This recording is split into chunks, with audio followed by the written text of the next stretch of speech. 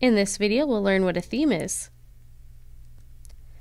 When you're working with WordPress, you'll notice that your WordPress site already has certain things defined about it in relation to its style. So it's using a specific font, the different levels of headings, and your paragraphs are already going to be a specific size, and you don't have to define things like the color of links, unless of course you want to further customize them. And the appearance of all these things is heavily dependent on what WordPress theme you're using. So my website right now is using 2016 or the default WordPress theme for 2016. So let's take a look at how this changes when I change my theme. So I'm going to come up here and hover over my site's name, and I can come down to themes, or if you're in your dashboard, you can also come right down to appearance and it'll be the first link.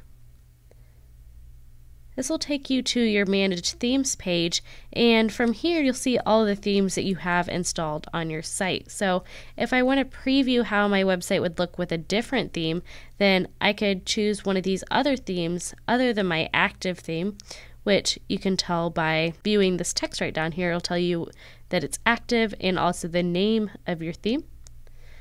Then I could come over to a different one and click on Live Preview. And this is going to load WordPress's customizer, or this WYSIWYG interface. And I could see how my site would look if I did different things like change the colors, the background image, or maybe changed around my widgets. And then if I liked how this looks, then I could also save and activate it from the screen.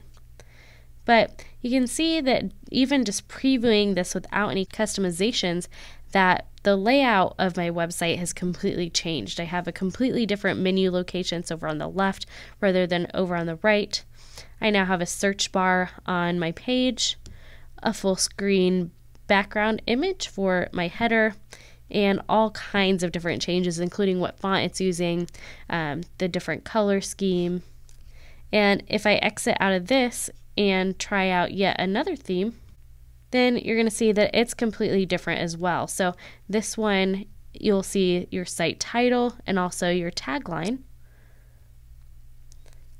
And then we have different styles for links, different icons, and you'll notice that our customizer has all kinds of different options as well. So a theme affects all of these things. Not only does it affect the styles, but it also affects the functionality and the features we have available to us to customize our site. So for example, the last theme didn't have an option in our customizer to add custom CSS.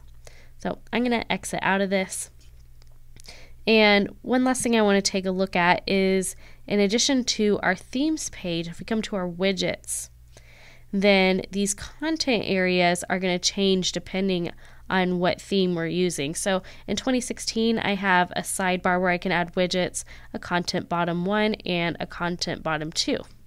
So if I come back to this and I activate a different theme, this time Activello, if I come back to my widgets, then now you can see the only content area I have available to me is just a sidebar.